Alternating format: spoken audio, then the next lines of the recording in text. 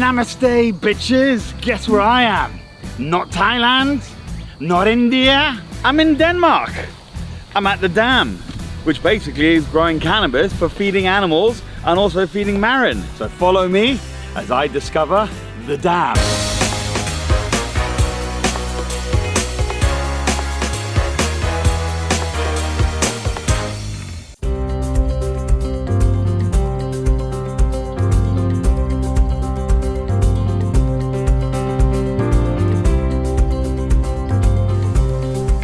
Steve, exactly where you should be, around marron and hemp. So wow, look at all this hemp, unbelievable. And these are the marrons. Wow. So what gave you inspiration? I mean, to do marron farming and B hemp marron farming? So it's a premium product. The marron is a premium product. I've been a farmer here for 35 years, and I love my marron. What I'm doing here is extensive. It's like a little bit like a grass-fed versus a grain-fed cow. Yeah. I'm extensively farming marron, letting them grow out on I've got 40 lakes on the farm. Yeah. Wow. in a conventional way. So they're more exposed to the tannins and the flavonoids of the natural bush, as opposed to an intense pellet diet.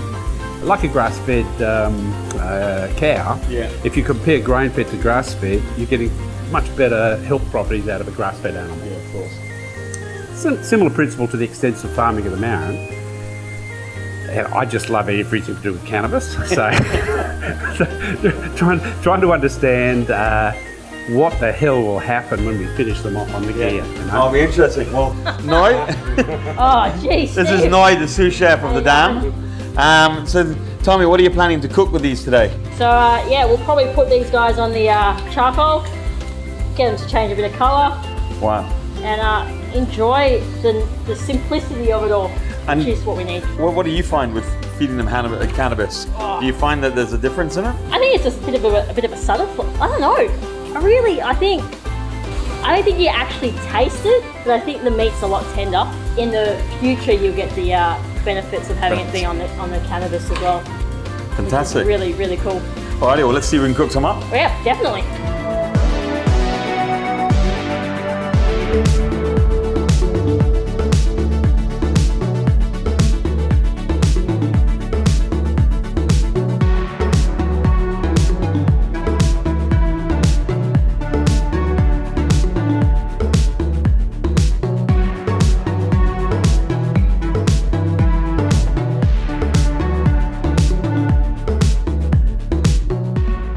For me personally, in trying the 3 different piles of marron, I like this pile here, as in I had a full marron from there, and I love the head, I love the succulence in the head through cooking on the cob, but trying to ignore that and just eating the flesh, I really like that flesh.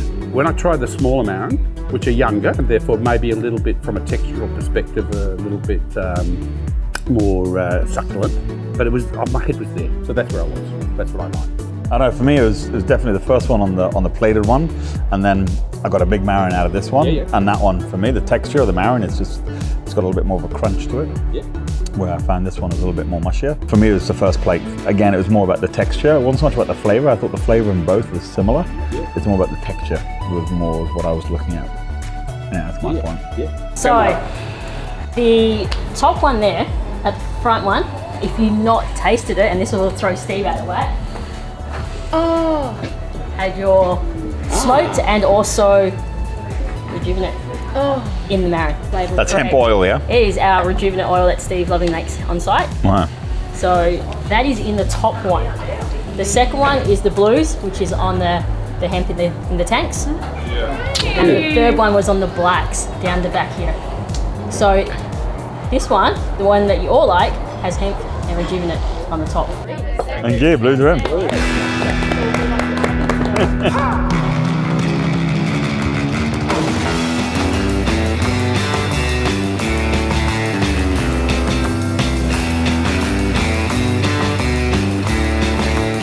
So Will, this is the creme de creme of cuisine in the world. This is Wagyu, but this is Wagyu fed on cannabis. For those that aren't aware, the genetic predisposition of the Wagyu beef, already a much better cardiovascular health outcome for humans. It's got a much better free fatty acid composition. So it's a health basket for humans as well. I mean, if you speak to any traditional Japanese Wagyu farmer or industry player, they will tell you your cholesterol will lower by eating Wagyu regularly.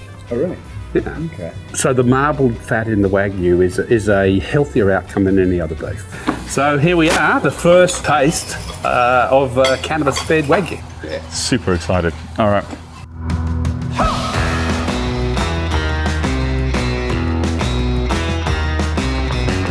With the market value of the Wagyu as it is now in Australia, just for our test animals, it's $6,000 or $7,000. So it's really expensive experimentation. We now know with the cattle we've got in the paddock, we've got some really great genetics from the traditional meat company.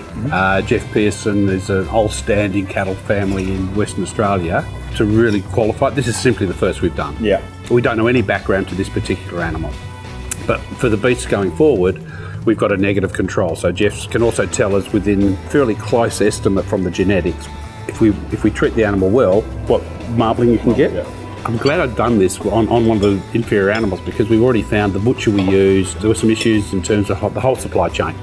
So putting one through and seeing where all the weaknesses are, because this was the cheapest of all the animals, this is a traded animal from the yards. Now we deal with Jeff's expensive things. We want to get everything right. We're ready now to just seamlessly put it through the system. What's interesting is that, you look at a lot of the Argentinian beef, zero fat content. And I don't particularly like Argentinian beef, but it's fairly big around the world and it's quite dry. Yep. Not dry, but just got to chew on it. It's all about the aging processes. So if you age this, and we have an ager in Will Street, and we get cattle from Margaret River, and it's not grain, it's grass fed, it's not marbled in any way, but if you put it in the ager for 20 to 30 days, it just changes. Yeah. It's still got a bit of a chew on it, but it's a lot more palatable than if it would be straight out of the abattoir or hung for 20 days in a normal fridge. It's nice, actually. Very nice.